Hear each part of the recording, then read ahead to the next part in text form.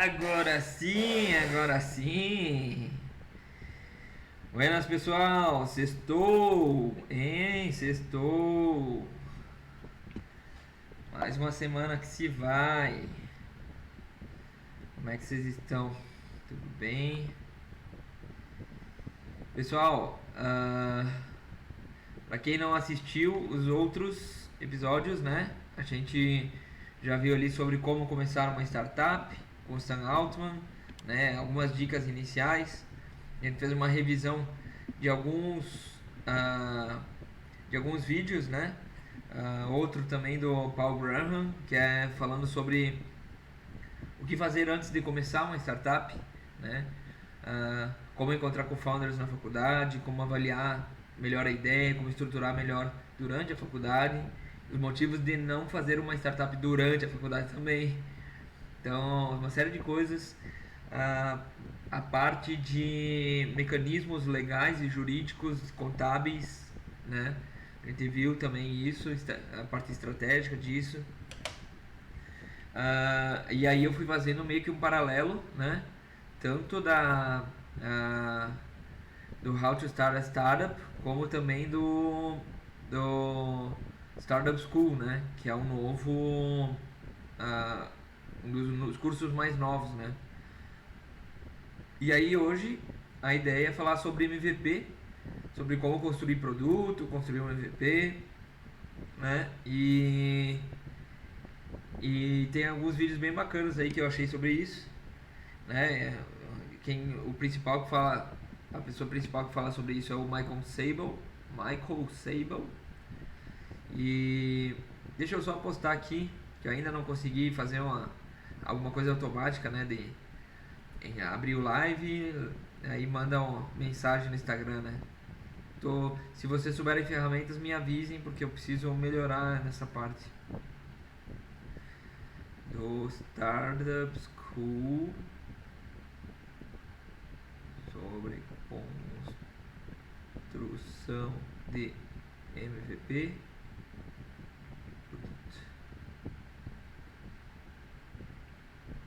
Rolando agora.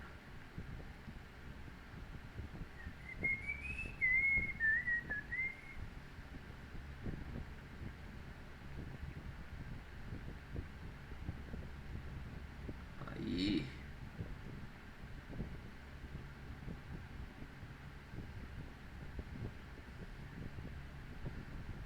YCombinator.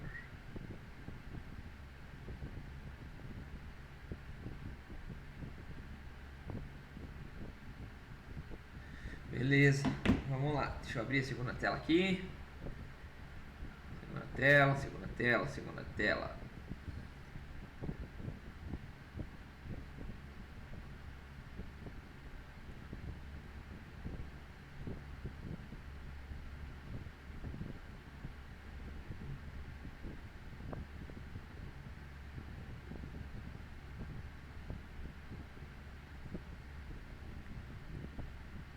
Beleza, agora sim. Agora sim, vamos lá. Então, deixa eu mostrar esse vídeo mais curto aqui primeiro e depois a gente vai pro maior, tá? Vou botar aqui. Detalhes, legendas, inglês. Traduzir automaticamente. Português. Português.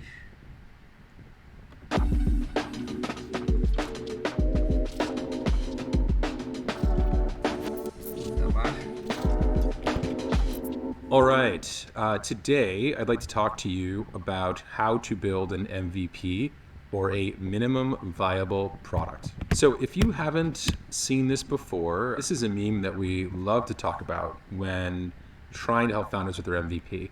It's called the midwit meme. The person who is the Jedi, the super intelligent, the founder who's doing all the best things and knows all the best things, and the idiot, the first-time founder, the founder who has no idea what's going on. Many times, these two founders will actually come to the right decision before the founder who is really smart and is trying to work really hard and do everything right. And so, in this situation with the MVP, The best advice is to actually launch something quickly and iterate. Get a product into the hands of your customers and then learn whether it helps them or doesn't, and then iterate it, improve it over time.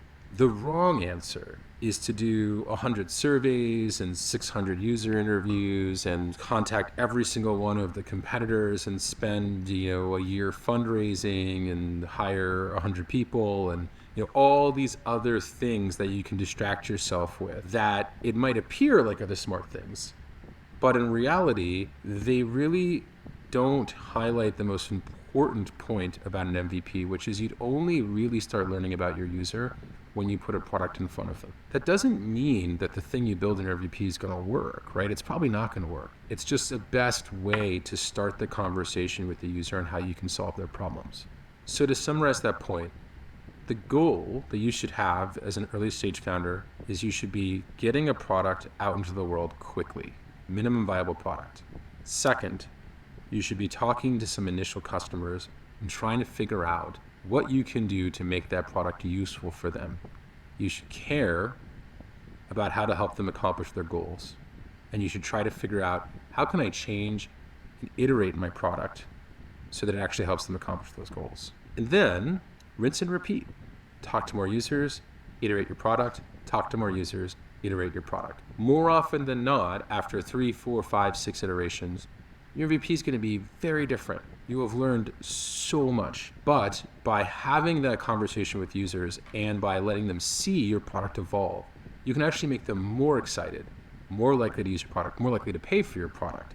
And you can learn 10 times more than just talking to your co-founders or thinking about in your head.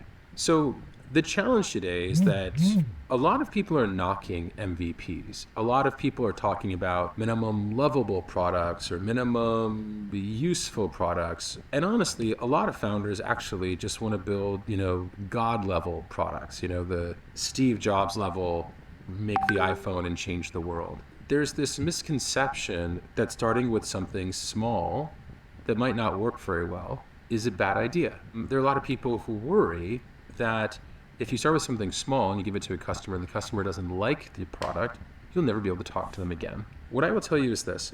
In most cases, the people who are interested in talking to a startup are early adopters. They're used to using products that don't work very well.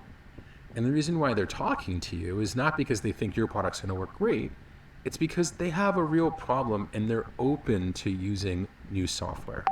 So you don't have to worry about losing these people. These are the kinds of people who try new products all the time. These are the kinds of people, if you tell them, hey, look, I can't promise it's going to work perfectly from day one, but if you keep working with me, we'll make it better, and I'll make sure it works for you over time. These are the kinds of people who respond to that pitch. It turns out the people who will run away after seeing your product break and never use you again, they're never going to try your product in the first place. They're not early adopters.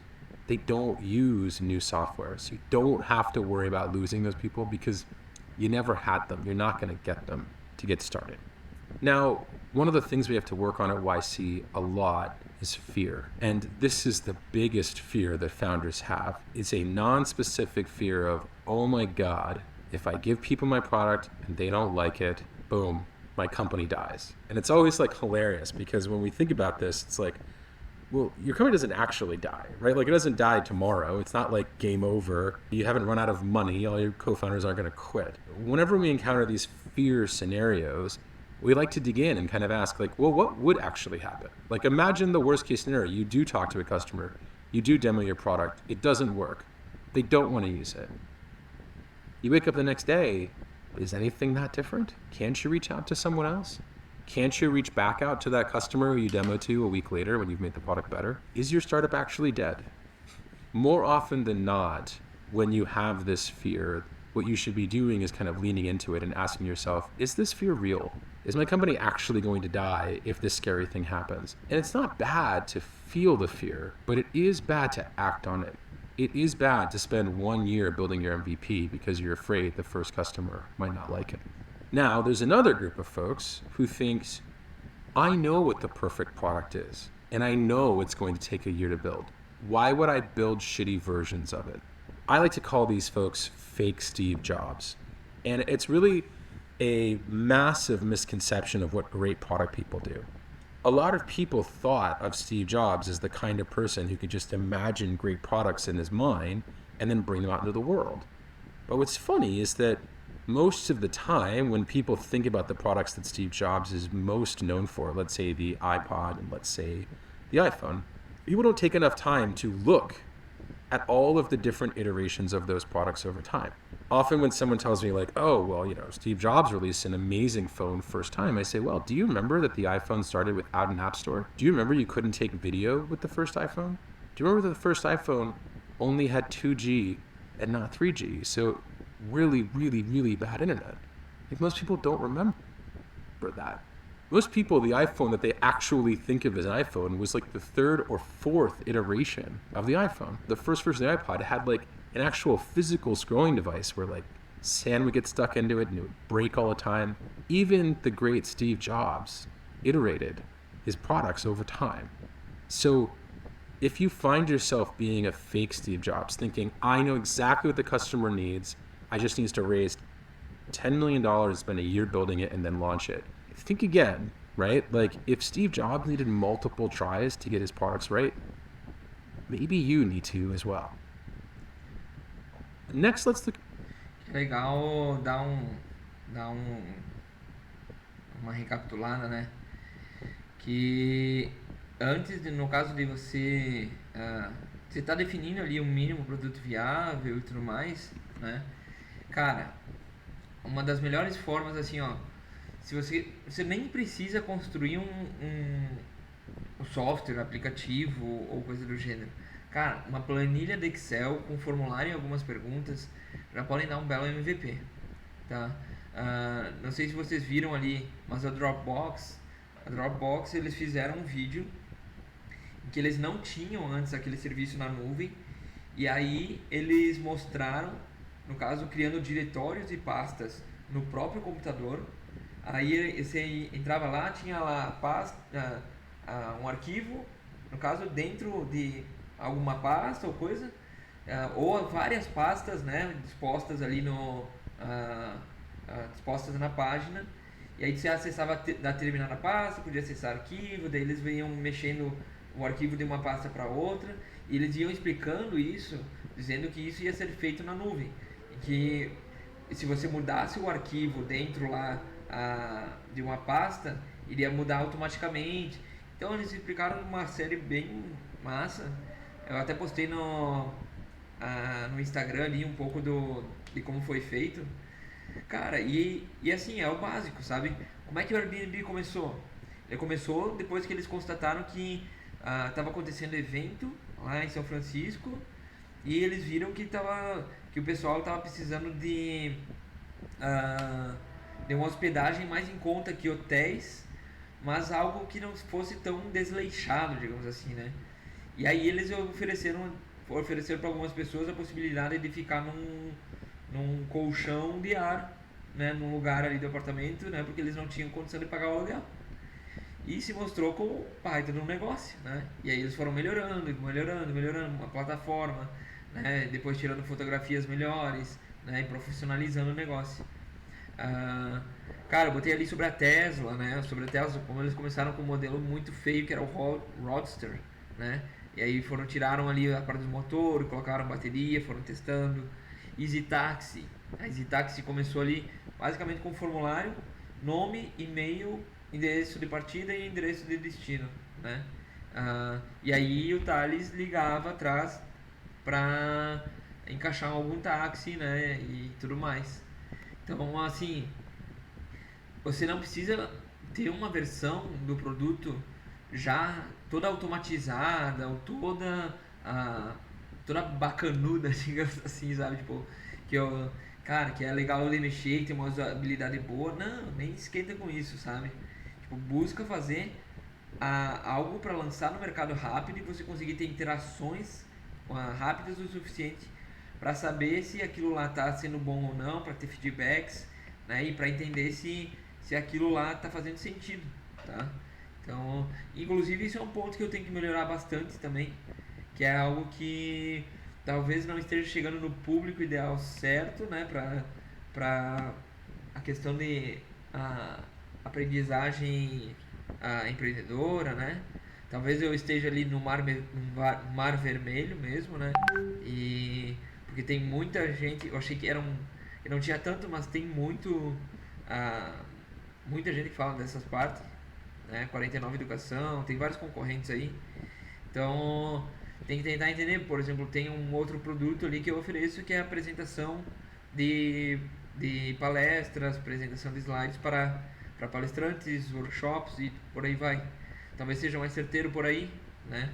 Entre fazer as apresentações e fazer os ads e anúncios pagos, né, para divulgação de palestras e por aí vai. Então, é algo, inclusive, que eu preciso, né, matutar melhor.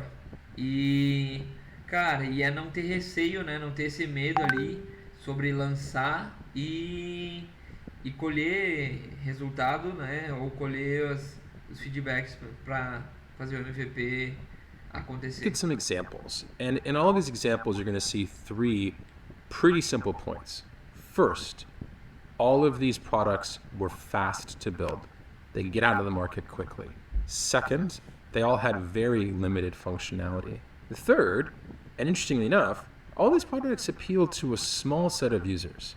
These founders realized that just making something that a small group of people loved was far more important than making something that could address all the needs of all potential customers from day one. So here's what the first version of Airbnb looked like. And if you were a user when Airbnb first launched, here are some of the fun things that you didn't get to experience. There were no payments. If you found a place on Airbnb, you couldn't pay for it there. You had to arrange for payment some other way. There was no map view, so there was no way for you to actually see where the places were in the city. That's a pretty basic one. 3, even more funny, you had to stay on an airbed. Like you couldn't rent out your whole house, you couldn't rent out a room in your house. Then 4th, the first version of Airbnb only worked for conferences. They would literally spin it up in a city when there was a conference, and when the conference was over, they'd spin it down. That was Airbnb to start. That was the MVP. Here's a second example. This one's my company, Twitch. Twitch started as a site named Justin TV, where my co-founder Justin had a camera on his head that broadcast 24/7. In the first version of Twitch, there was only one page, the page that you're seeing here. There was only one streamer. His name was Justin. There's no video games except for like we randomly would play video games sometimes like Guitar Hero or something like that. And streaming was ridiculously expensive. We were paying a CDN. We hadn't built our video system yet. But this was the first version of our product. Now, when you go to Twitch, it's completely different, but this is where it started. Finally, we have Stripe. This was the first version of Stripe. Back then, it didn't even have the name Stripe. It was called /debt/payments. Back then, they had no fancy bank deal.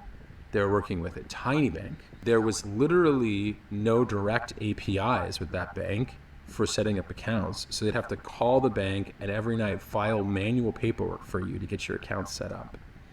And there are almost no features in their API. The first version of Stripe was so basic that even us back in the day at Twitch couldn't use it because it didn't have enough features. But the folks who could use it were early stage YC startups who all they wanted to do was accept simple credit card payments from their customers. That's all Stripe did in the beginning, and that was more than enough to get started. So you might ask yourself, who are these people who actually want to use crappy MVPs? You're telling us that they're going to be built fast, they're going to probably not work that well, and we're going to have to iterate the hell out of them in order to actually make them good. Who are these early adopters who'd want to go through that experience? There's this fun analogy that I was told as an early stage founder. It was, you want to build your first version for customers who have their hair on fire. And I never quite understood what that meant. I mean, like, it makes sense, I guess, but I always found it more useful when I attached a story to it. So imagine that you are a person and your hair is on fire right now as you're watching this. Now imagine if I was sitting in the room next to you. What is the thing that you wish I could sell you to solve this problem?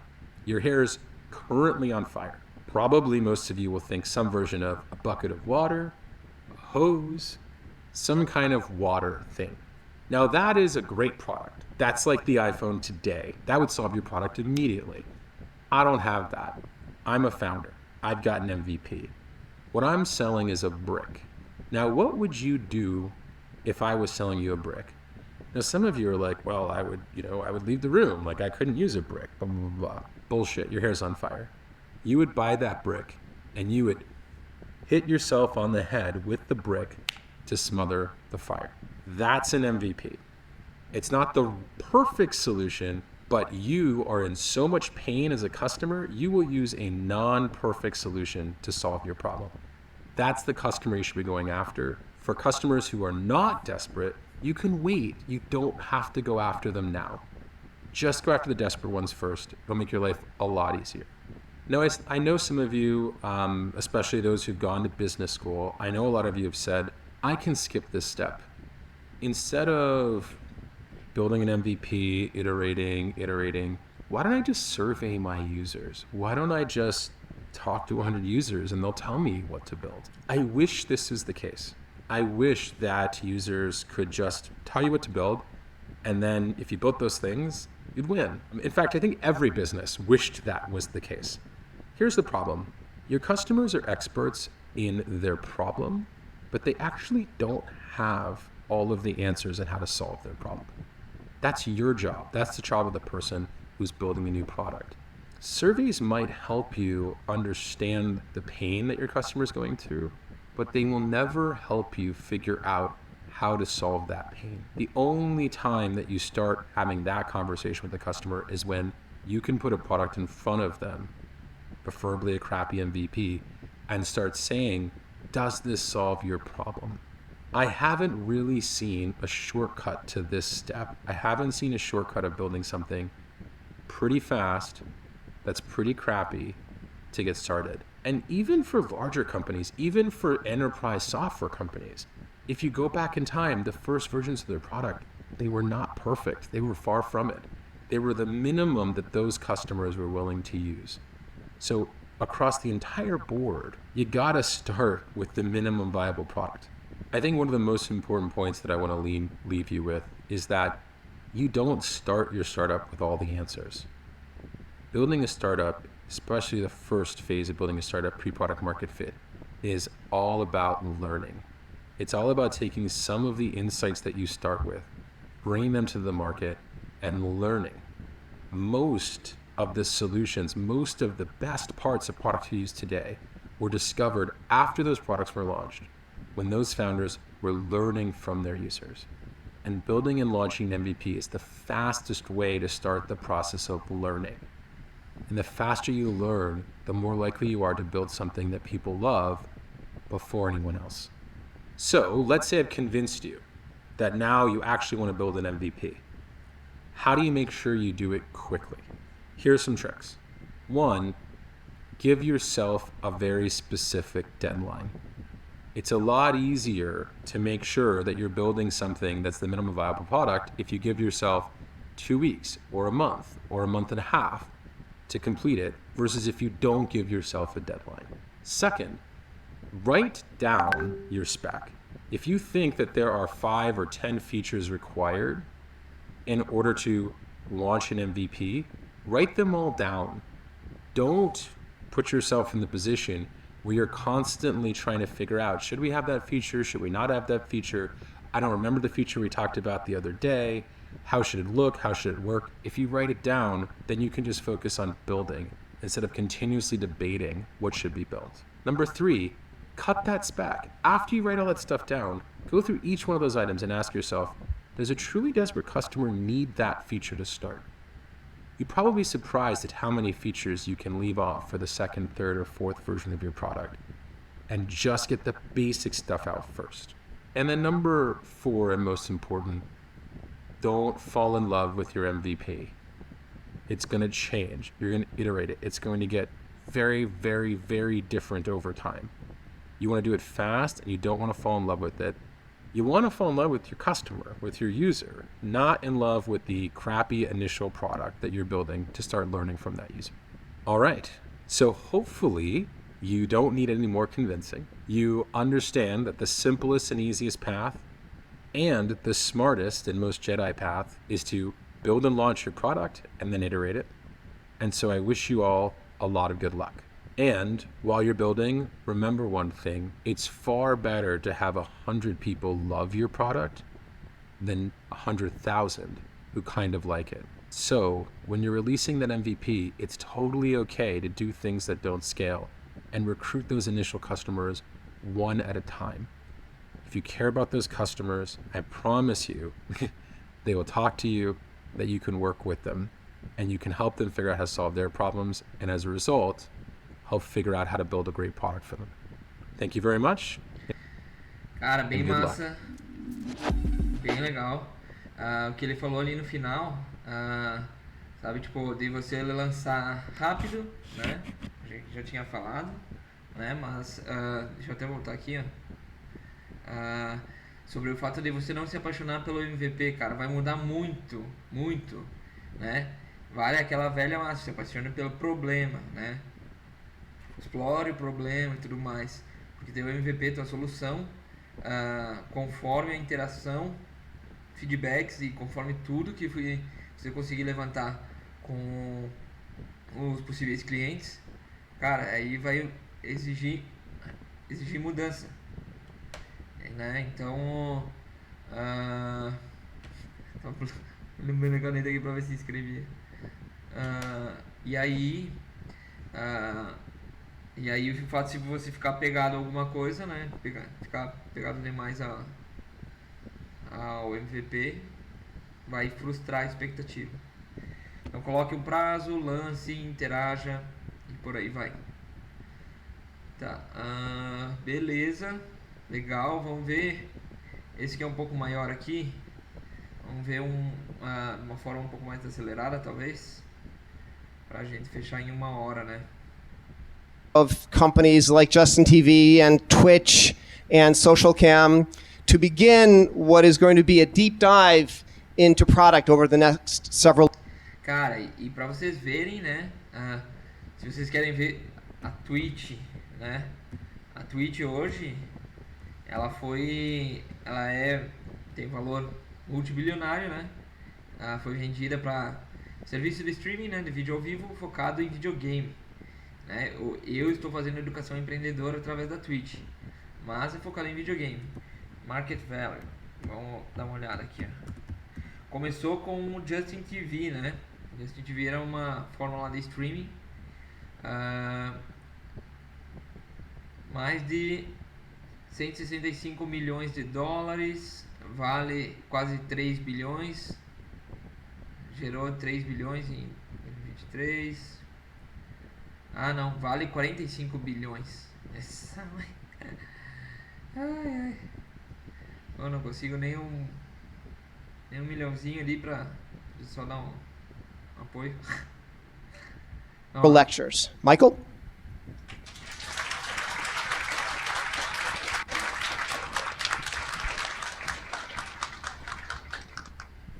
So before I begin, I kind of had a conversation with Jeff, and I wanted to say a couple things about my experience at Justin TV and Twitch. So what I will say is that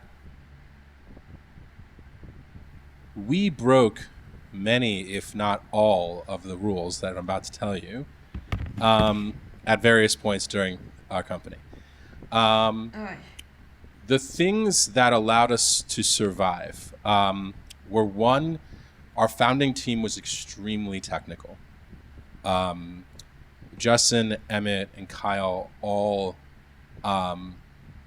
were amazing to work with. And basically, what I found amazing about them is they were not intimidated by any technical challenge.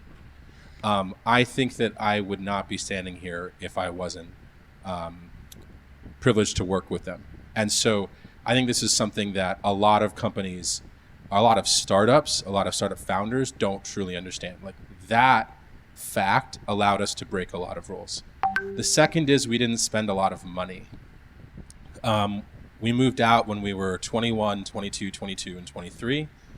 We lived in a 2-bedroom apartment. That apartment cost $2,500 a month. We were each given $500 a month walking around money, which technically is against the law because it was below minimum wage, but who cares about laws? And that was it. That was the game. Emmett got his own bedroom. Kyle and Justin slept in bunk beds. I slept in the living room and sometimes on the balcony.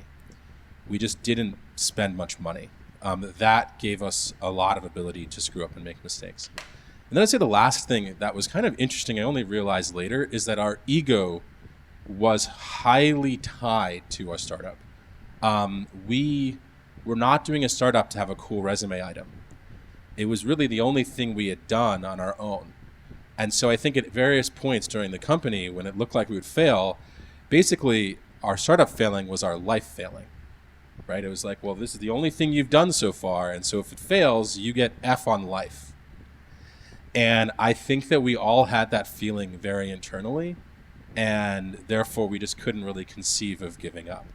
So I think more than anything I'm going to say in the rest of this presentation, those were the three things that saved our company, made our company work. And strangely, I don't even think if you take one of those things away, any one of them, we would have died. So this isn't one of those things where it's like, oh, you can grab for one or two and that's pretty good. We needed all three or else game over. So as I get into product, I'm going to tell stories from Justin TV, from really early days at Twitch when I was still there, and then also from a YC company from a couple batches ago named Poppy. It's a company that I've advised since, I've invested in, did YC, great founder named Avni, and weirdly I just feel like I needed to do a case study outside of my own story. Somehow it's going to help share these lessons a little better. So I always like to start with what problem are you solving? Because when I'm pitched by founders, most often they just want to tell me what their idea is, what they're going to do, what their product does. And I think what's interesting is that like oftentimes they don't even know why. They don't know what's the problem that they expect to be solved at the end of what they're doing. Now, I think that for some businesses, it's totally fine, right? I think that especially if you're early on, especially if things are still in project phase, whatever. But I think at some point, pretty early on, you have to figure out what are we doing and what do we expect the result to be? So at Justin TV, the first thing, the problem we were solving was entertainment. We were making TV shows. Justin was the first one to broadcast his life 24/7. It's supposed to be a TV show. So actually pretty easy for us to understand whether that was working or not. Is anyone watching? Right? That's the problem we were solving. People watch TV shows. No one was watching, so we didn't solve the problem. Then when we pivoted to an open platform, the problem became, can we let anyone broadcast live? That was the problem we were trying to solve. Anyone can broadcast live on the internet. And once again, once we understood that, it was very easy for us to judge whether or not someone could do it. We had this open platform, was anyone using it? But I think that like that was key to what we were doing. And then sometimes when I talk to founders, there's something they want to do in the world. There's a problem that they're kind of vaguely interested in, or there's an idea they're vaguely interested in, but they really haven't nailed down what's the actual problem we're solving. If you don't know the problem, you can't know whether you solved it. The first thing I ask founders, can you state the problem clearly in 2 sentences? If you can't, you don't know the problem, right? In fact, it should really only take you 1 sentence. So if someone asks you what problem you're solving and you find yourself delivering an essay, you're doing it wrong. 2, have you experienced the problem yourself? This is not always required, but is certainly helpful. I've met a lot of founders who are trying to solve a problem for someone else who they've never met, never talked to, and don't truly know whether that person exists in the world. And so all things being equal, this is a great hint that you're onto something. Well, at least one person has had this problem before. The next one's, can you define this problem narrowly? What's interesting is when you get started, you can't really solve this problem for everyone who has it. So when Justin TV first started, we couldn't let anyone broadcast live video. You had to have a laptop, you had to have good internet connection, you had to have a webcam. There are all these kind of things you needed. And so could we actually now talk about, all right, we want to make live video for everyone, but let's talk about the people that we can address first. Who can we help first? And I think oftentimes founders kind of want to skip that step. They want to solve the mega problem. Like, I want to cure cancer. I'm only talking about when everyone's cured, as opposed to like, what can we address immediately? How do we get the first indication that this thing is working? And then the last one is the problem solvable. So here's one I'll bring up with Poppy. So Poppy is a company that's essentially Uber for babysitting. They make it really easy for babysitters. I'm sorry, for parents who need babysitters to get babysitters. Poppy's a very interesting company because you need babysitters for a lot of different types of things. Some people need a babysitter 5 days a week when a parent's at work, right? That looks a little more like a nanny. Some people need a babysitter when it's an emergency. I have a medical emergency and I need a babysitter right now because I need to go to the hospital. Some people need it because there was misplanning. Oh, I thought my husband was going to be here this time and it wasn't. I thought I was going to be here this time, it wasn't. I need a babysitter. Some people need a babysitter because they have an infant, right? And so this babysitter needs to have a bunch of skills. Some people need a babysitter to watch their 15-year-old to make sure they don't get, out of the house, different skills.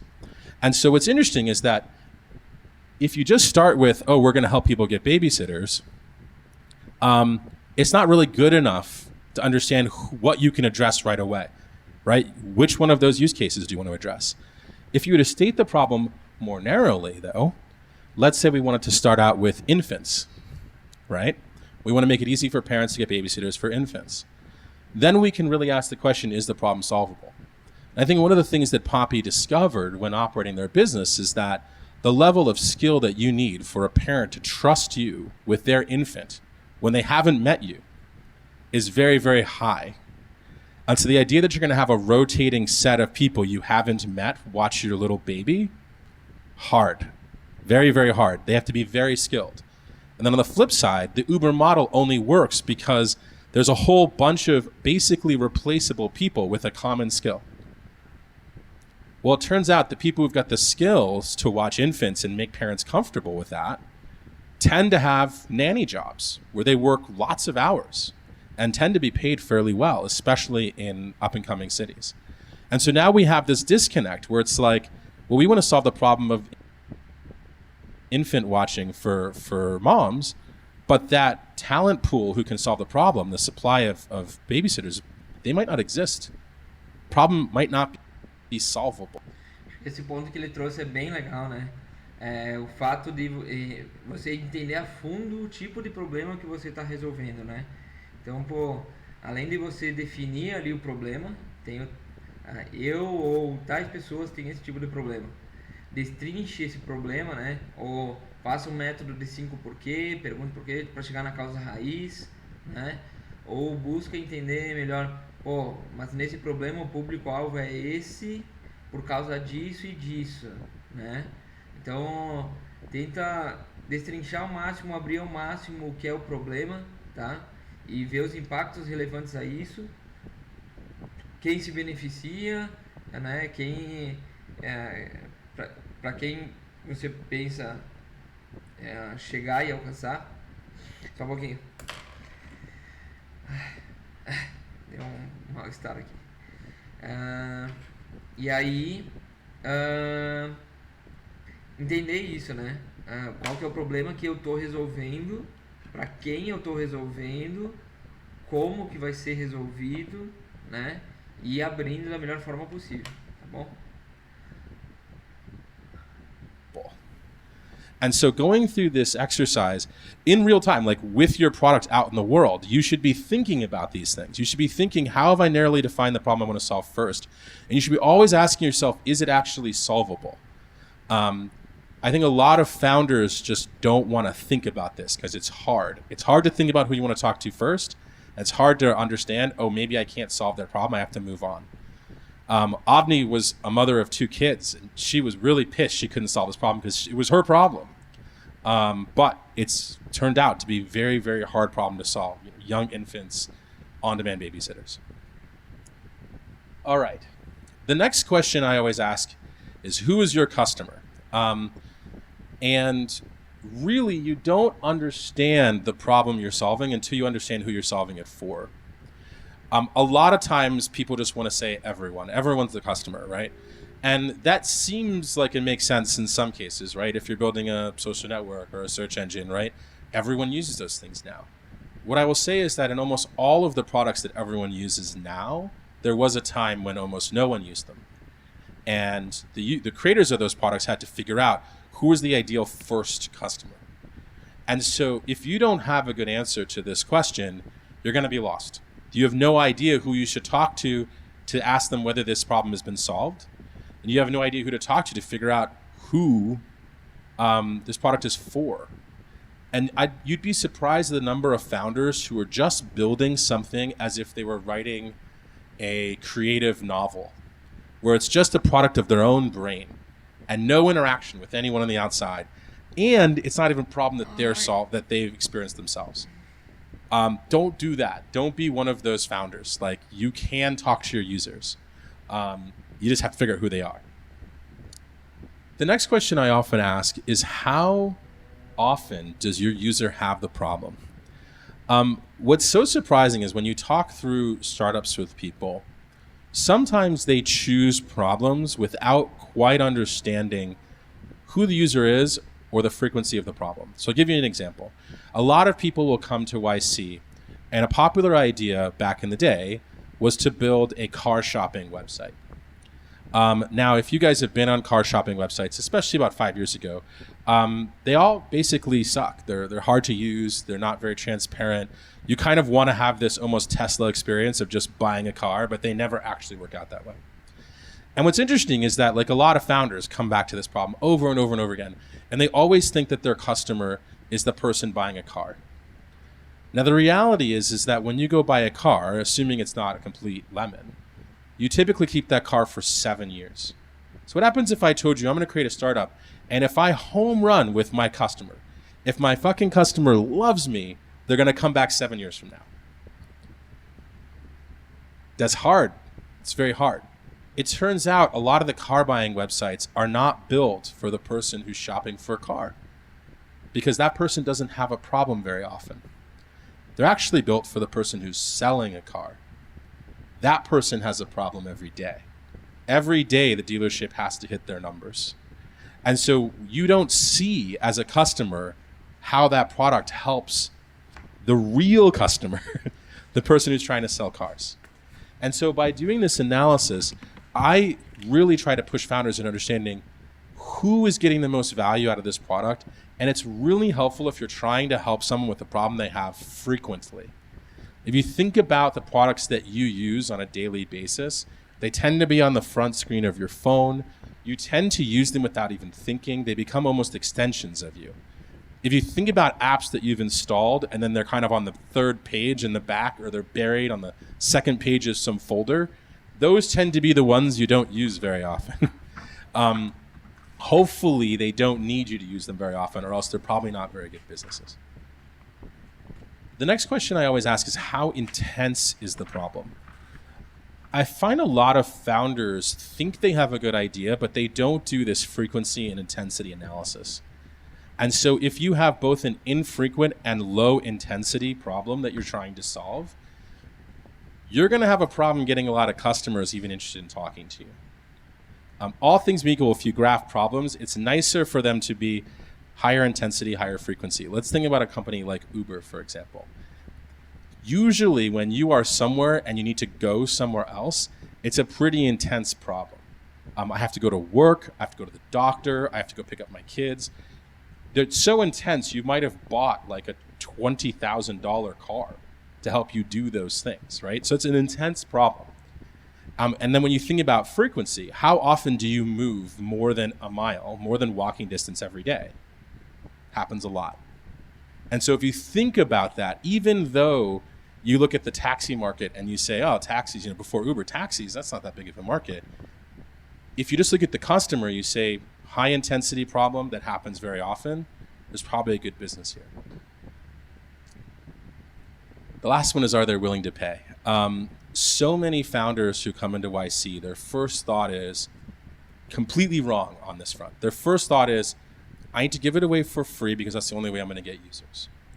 One of the things that I always push them to do is think about it this way. If you want to know whether you have a good product, it's a lot easier to make it a little bit harder for your users to use it, and then see if they use it anyways. Because if I have an extremely intense problem and you say, well, it's going to cost $100, for the person with the extremely intense problem, they're probably think that's a deal. If you don't have an extremely intense problem, you charge $0. You're going to get a bunch of users who come in who don't really have the problem, but they're just trying something out. If you try to learn from them on how to improve your product, oftentimes they'll lead you astray. So strangely, starting with a higher price or a price is almost always better than starting free. Almost always better. And if you have to start free, you need to do this analysis of how do you talk to the users where the problem is actually intense? How do you talk to the users who are using your product frequently in production for real world purposes, as opposed to the hobbyists? Talking to your customers is good, but talking to the wrong customers, very, very, very bad. I've seen a lot of companies that are basically hijacked by bad customers, especially companies where there's real world costs. So, for example, if you have a company like Poppy, there's real world costs in recruiting, managing, and working with all of these babysitters. And if you have a customer who's trying to basically take advantage of that system, being late, being non-responsive, being rude to the babysitters, that's not going to help you run your business. And you'd be surprised at how many hijacked customers there are out there. The last question I always ask people is, how easy is it for your customers to find? Because inevitably you're going to need to reach them. And what's interesting, I look at the last batch. There were 2 B2B companies. One B2B company was here in America, and it was very easy for them to find customers. They could basically go to LinkedIn, find their customers on LinkedIn, find their email addresses, email them. They can email 1,000 customers a week. Another company doing B2B was in China. And interestingly enough, reaching out over email in a B2B context in China just isn't a well done practice. Getting access to people's email addresses is actually not very hard, not very easy. And so strangely, they had this challenge of a relatively simple business to explain, a real intense problem that happened often, yet they had no way to reach their customers. And they had to basically invent new ways to do it. And so I often want to ask this question because if your customers are ridiculously hard to find, you better have a solution for that up front. You can't build the whole thing and expect for them to find you. And so oftentimes you have a situation where someone's trying to build a product for either an imaginary customer or a customer who can't really hope to use the product. I'm trying to get water to people in the middle of the desert in the Sahara. All they need to do is download my app and go online, and then they can put their GPS location, and then we'll deliver water to them. That's not going to work. But you'd be surprised at how many people just don't think through those logical steps. All right, next up. Does your MVP actually solve the problem that you want to solve? This one is so hilarious how often it comes up. Because in the process of building an MVP, things just go weird and squirrely. So you had this problem, and then you started building it, and then you talk to other challenge of and find how many you have a customers a week. Oftentimes. Só voltando pouco aqui para resgatar onde que estava. Peraí, só pouquinho. Queria pegar a imagem do quadro ali. Mas enfim, ele falou sobre, né, quem realmente é o seu consumidor, né? Então, conseguir chegar no público-alvo certo nem sempre vai ser fácil, tá? Provavelmente você vende ali para pessoas que não queiram comprar, ou não consiga vender porque você está anunciando para quem não vai comprar, e às vezes você tem que procurar, no caso, fazer as segmentações certas para atingir o público-alvo certo, né? Então, tenta entender ali, talvez meu público esteja em tal local, né? Avalia, faz um posicionamento lá, vê a repercussão e vê se você conseguiu os clientes ou não, né? Então, tenta entender esse caminho. E aí ele falou, né, sobre, cara, muitas startups não sabem, na verdade, se o MVP realmente resolve aquele problema. Porque assim, se a gente não traz o cliente, se a gente não coloca o consumidor junto para, no caso, fazendo entrevista, né, ou fazendo o que precisar ali para saber se ele vai utilizar, se ele vai consumir, se ele vai comprar e tudo mais, se a gente não traz eles para a jogada, talvez o MVP não resolva o problema ou resolva parcialmente. E aí, cara, daí tu vai ter que pivotar tua estratégia depois de ter já criado muita coisa, ou, né, vai acabar perdendo espaço no mercado, né? Então, deixa eu ver o que ele vai falar aqui dessa parte e daí já recapitulo. Building the MVP, it's really helpful to do these pre-steps first. It's really, really, really helpful, because then you can always gut check yourself on, am I actually solving the problem? The other thing is that it's really helpful to build your MVP quickly. Typically, the longer it takes, the more you're going to have MVP and problem drift or customer drift. If you decide to only build your MVP in 2 weeks, it's a lot easier to stay on task and make sure you're actually solving that problem for that customer. The way you test this, by the way, is you give your product to customers. Like you have to do that. That is a required step. What I find interesting is that a lot of people think of their product as a painting, as something that could be appreciated as a piece of art, as something that, even if it's appreciated by one person, is special.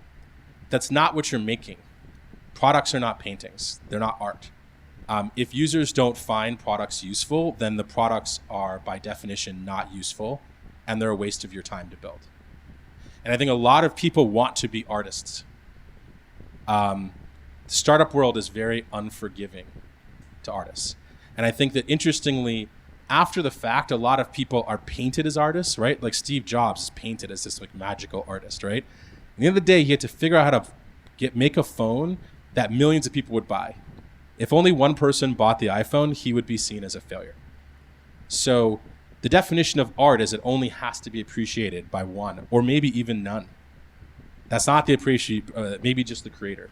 That's not the definition of a successful product. So that it hurts, the answer hurts. You're gonna find that a lot in startups where the answer hurts. It doesn't solve the problem, but as long as we don't talk about it, maybe nobody knows it doesn't solve the problem. A lot of the answers inside of startups feel that way. Which customers should you go after first? A lot of founders are very confused by this question. What I find interesting is, just like the instinct is to go after customers by making the product free, for some reason I find a lot of people think that their instinct should be to go after the hardest customers first. Almost as if it's like a proof. Like, if I can get this impossible person to use something, then like it'll be easier. I know that I've made something good. I like to start from a different point. It's an MVP. You know you've made something bad. Like, that's the definition of MVP. It's bad. So then the real question is, like, how do you find people who are willing to use a bad product? Right? They have to be the most desperate. The most desperate. And so a lot of times when I talk to founders, I really push them towards who are the most desperate customers and how do you talk to them first? That's what I define as easy, desperate. If you're having like if you're trying to sell a simple piece of software to someone, $1,000 a month, and you're engaged in a 6-month conversation with a company, that's not a desperate company. Move on. In fact, when you're doing enterprise sales early as a startup, like, you're looking for even more desperate customers, just because literally it takes so long to sell them. So if you don't feel like you're dealing with desperate people, if you feel like you are trying to get impressive customers who aren't desperate, you're probably doing it wrong. Literally, the number one thing I often tell founders is just like, whose business is going to go out of business without using you?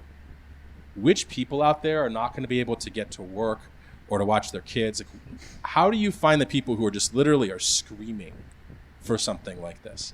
And then how do you talk to them and not talk to your friends? I had a whole bunch of friends who were using SocialCam, right? My company was doing video for sharing with friends, and they weren't really using it. They were using it because it was like my app and they were friends with me. I literally had one friend who was like super honest about this, Steve, the CEO of Reddit. When we sold SocialCam, he literally said, "Thank God, now I can delete this app from my phone." So the perfect definition of someone you should not be trying to get product feedback from, right? And so he didn't have the problem we were solving. Many of your friends won't have the problem that you're solving. Make sure you find and by the way, the kind of community of startup people and or investors usually don't have the problem that you're solving. So if you're using investors as a trigger for, am I solving the right problem? Or like, do they find this useful? It's almost never the case. I'm almost never the user of a product that comes into YC. And so ignore your investors, ignore your friends. Like, they will lead you 100% astray. Out of good intentions, they'll try to be helpful. Well, I've never lived in the Sahara. I've never been thirsty, but maybe it should work like this, right? Like horrible. Run away. Once you start having customers, I think it's a very helpful exercise to try early to identify bad customers. These are people who are blasting your support. These are people who are constantly complaining. My co-founder, Justin, he had a company that was basically on-demand personal assistant. And he was the first one who I met who actively fired a customer. It was basically like Uber for personal assistants. It was called exec. And literally a customer would have the exec do something like crazy, like something you couldn't do, right? Like, reorganize my house the way I want things organized, and I'm not gonna tell you how I want them organized. Or go shopping for me, but I'm gonna critique every single like piece of fruit and vegetable that you picked out. So it's like completely unrealistic expectations. And so after refunding the person 4 times for 4 different tasks, the person did a 5th task on the product, right? Because he's getting a bunch of value for free. And Justin calls him and says, you're fired. You can't ever use the product again. Like, look for those people, because if you are delivering anything of value, there will be people trying to exploit that value. And some might be doing it not out of the goodness of their heart. So don't let these people lead you astray.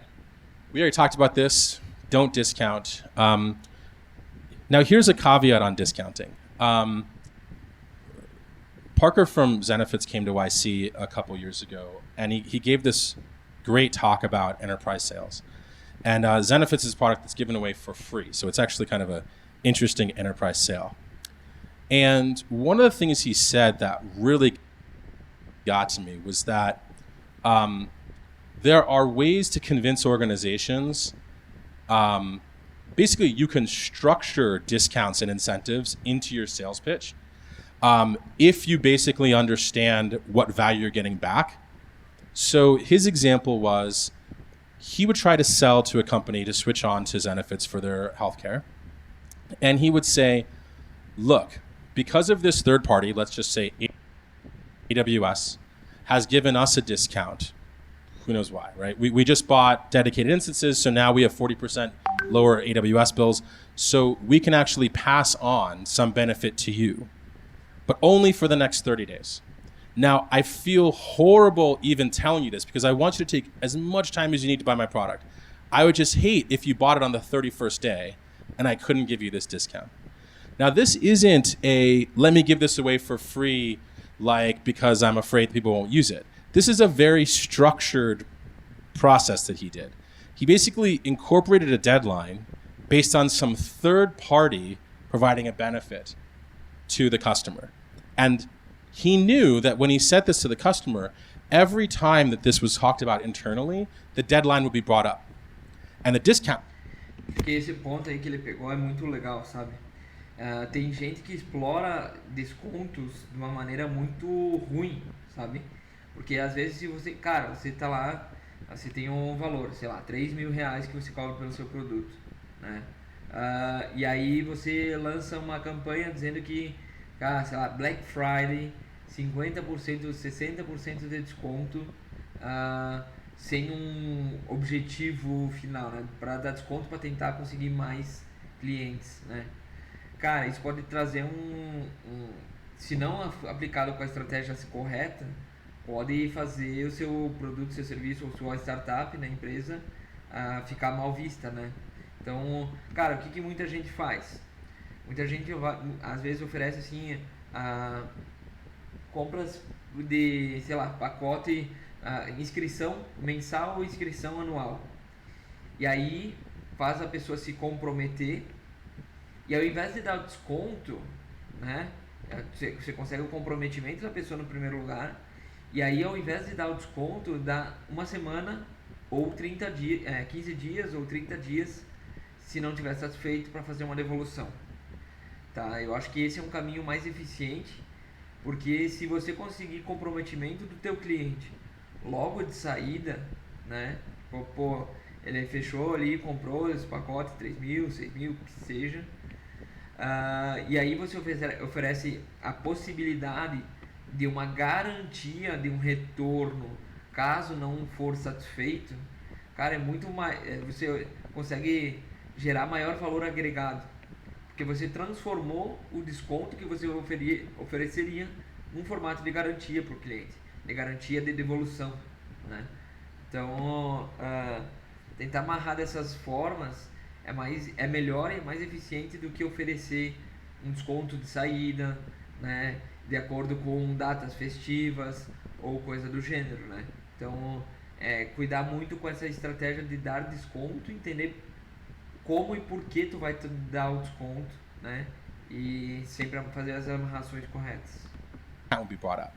And suddenly this has now become not a way to be afraid, right? I'm not sure if I'm going to get customers, let me just make it free. It became a way to speed up the process. And his discount was just baked in. Like, he just priced the product 15% higher.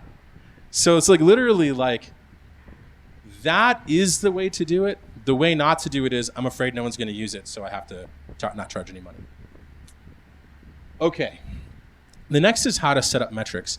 How many of you are using Google Analytics as your primary metrics product? Raise your hand. Okay. You are doing it wrong. Yes. So setting up metrics is something that's like super important very early in your company, because it's how you know whether your product is being used or not. And it's one of the number one sources of new product ideas and inspiration. So Google Analytics, I would say, is a great product for knowing how many people came to your website today and how many pages they viewed, which used to be relevant and is not really relevant anymore, and where they came from. What it's not a great product for is identifying what people's actions were when they were using your product. Did they click this button? Did they see this screen? How long were they on the page for before they did something else? Did they leave something in their cart? For all of those things, you want an events-based metrics product. Mixpanel, Amplitude, Heap.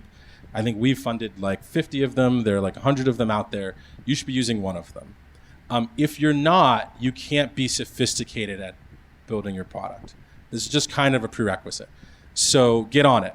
And this goes back to the early thing that I mentioned, which is technical teams. For a technical team, implementing Mixpanel is ridiculously easy. For a non-technical team, it's basically impossible. This is just one of the many advantages of having a highly technical team. You actually know what your users are doing. Without this, you're just missing a huge part of what you need to know. The next thing, and Suhail from Mixpanel gave a great talk about how do you set up Mixpanel. One of the challenges of setting up Mixpanel is the second that you're sitting there saying, I want to track what my users are doing, you can come up with like 150 things your users can do with your product, and you want to track all of them. That's often a mistake. If your analytics product has got too many analytics in it in the beginning, it will be hard to use. And part of what you're doing, if you've never used a product like Mixpanel before, is learning how to use it. And most importantly, teaching your employees and your co-founders how to use it.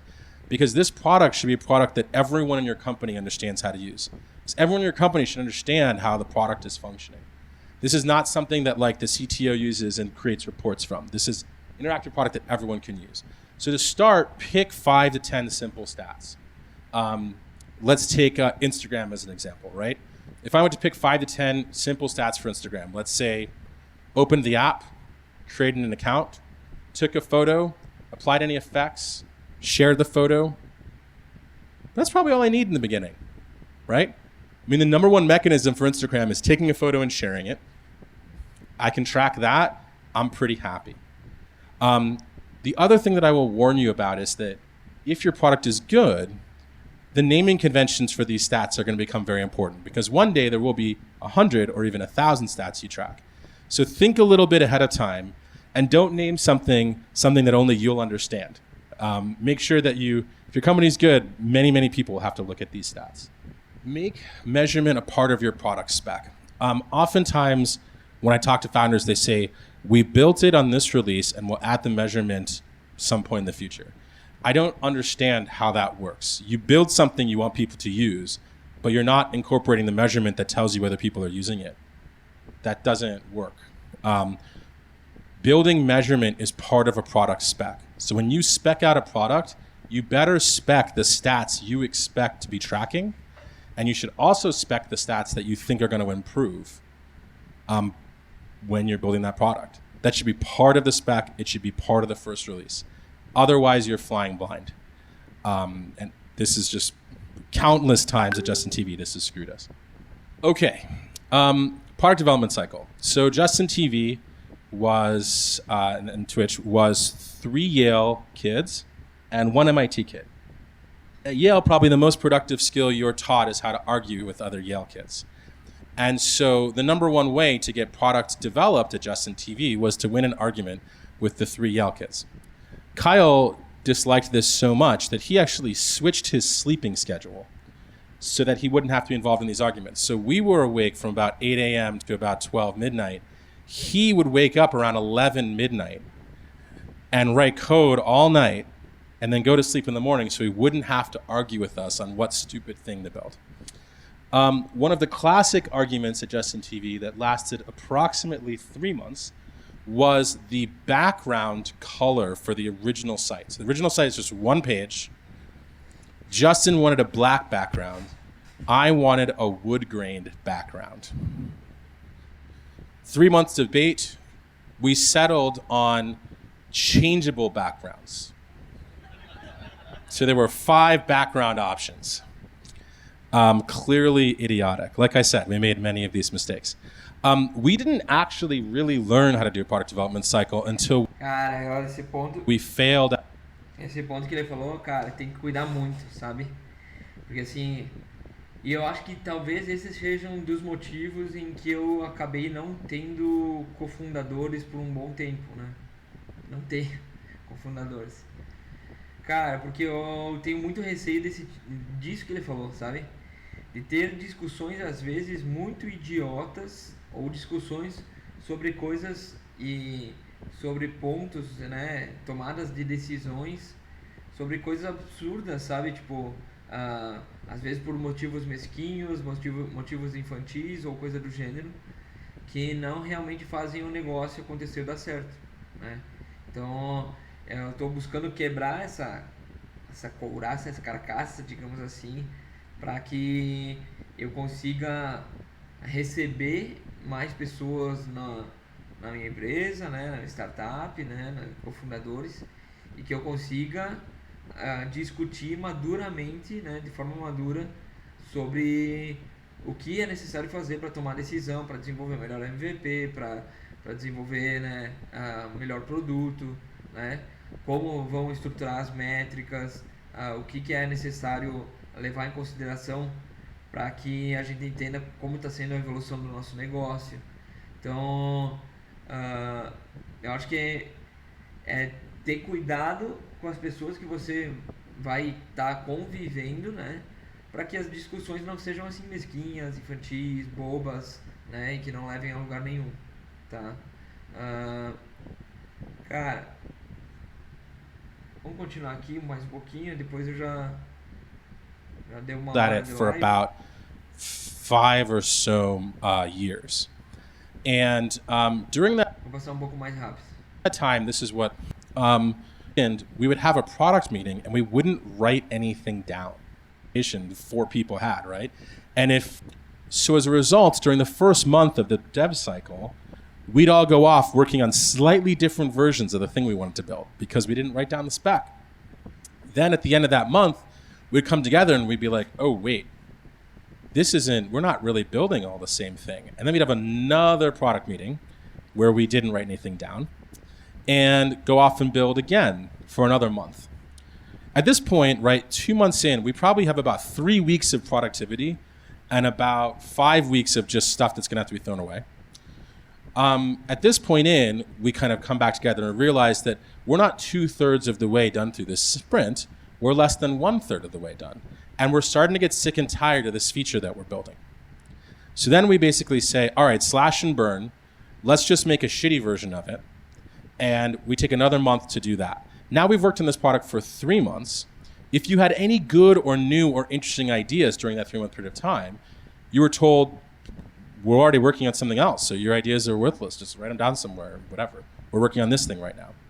At the end of the 3 months, instead of wanting to iterate, we were sick of the goddamn feature. We just spent 3 months building poorly.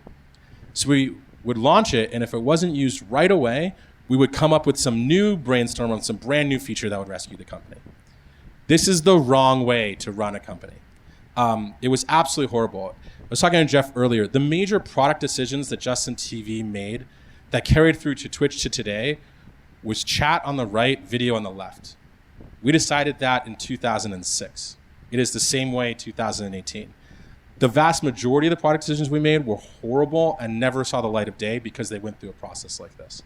So if your process revolves around arguing, revolves around not writing spec, revolves around long dev cycles, you are doing it wrong. You are 100% solve the problem. About first, you need to actually, if you are to be a user, it is customers, money is to measure properly. Make sure that investor app is your table stake is I were looking level 3 things, the right direction, hours. And it's a dumb idea. It's always you 2 days. How many of you I am one idea is and it turns you just under and most and so you might not realize that this was basically educating everyone on the team on what's easy medium. They're just based on the freaking hard and seems like it wouldn't move the numbers that much a lot. The next thing we would do is we decide numbers a lot. The next Então aqui, ó, ciclo de desenvolvimento de produto, tá? Ter KPIs, né? Key Process Indicators, KPIs que direcionam para as metas, né? Então, que estejam ligados ao desenvolvimento do produto, fazer brainstorming, né? Ou chuva de ideias, digamos assim, em relação ao que precisa ser feito, como pode ser melhorado e como é que pode ter uma resposta mais rápida, né? Digamos assim. Aí a questão de diferentes formas de interação, né, de uma forma que é mais tranquila, uma usabilidade mais simples, média e mais complicada, e decisão, né? Então, vamos passando para frente aqui. The easy idea that you heart is right is that totally Chegando nessa outra parte aqui, ó. pivot versus iterate. New product only is enough. Only took. I define pivot as changing the customer or changing the problem. This should be rare. This should happen infrequently. Many times this means you should start a new company. I define iterate as changing the solution. It turns out you had the right customer, you had the right problem, your MVP was shitty and it didn't work. We need a new solution. It turns out maybe your MVP was great, but it didn't solve the problem. We need a new solution. It turns out you showed the product to your customers and they didn't want to use it, even though they have burning problems. We need a new solution. Oftentimes I see this in reverse. People think solution first, and when the customers they thought didn't like their product, they try to find some other random customer who does, who might even have a completely different problem. And they try shopping around their solution because they think their solution is the genius part. I think the problem is the genius part. I think identifying a problem that other people haven't figured out is worth working on is the genius part, right? Facebook wasn't first to social networking and Google wasn't first to search engines. Their genius was understanding that the people who came before them hadn't solved the problem. And if they could solve the problem better, they'd build huge companies. Cara, muito legal isso que ele falou, né? A diferença entre pivotar e ter interações em que, no caso, você não precisa reestruturar a empresa ou startup, né? E sim mudar a forma que você entrega a solução, né? Ou mudar a solução de alguma forma, mudar feature, ou, né? Mudar algo que não prejudique a empresa como um todo, né? Então, muito legal. Their genius wasn't, wrapping up a little bit here, a lot of fault people look at Jobs wasn't somebody who Bem was just bacana. Vamos parar not por iterating. aqui, tá?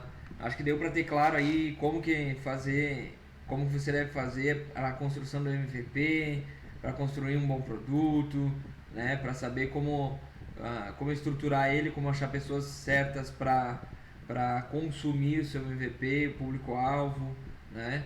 Como fazer as interações, né? Colher os feedbacks. Então acho que foi bem completo, bem rico, eu gostei bastante e eu espero que vocês tenham gostado, tá? Senti falta das perguntas aqui, né? Podem perguntar, fiquem à vontade para interagir. A proposta é ter essa troca aqui na Twitch mesmo, né? E ficamos por aí hoje, né? Não sei se agora à noite eu vou entrar para fazer alguma live, né? Talvez para ler algum livro enquanto ler algum livro ali que eu vou estar estudando, ou quem sabe até ver algum filme, né? E ir comentando aí algum filme da Netflix ou algum filme bacana empreendedor aí. Se você tiver uma dica, manda pra mim, inclusive. E cara, foi bacana o fato de que ele me levantou vários pontos sobre como eu posso estruturar um MVP melhor, né? Então eu tenho que pegar essas dicas, essas orientações que ele deu aqui agora e colocar na prática, né? Então, e é isso. Obrigado por quem participou até aqui, né? E nos vemos a próxima transmissão vai ser segunda-feira a princípio, amanhã às 6, no sábado nós não temos. Mas vamos ver se sábado e domingo eu faço transmissões aí de algumas outras coisas, tá bom? Valeu pessoal, obrigado por assistir até aqui e até a próxima transmissão.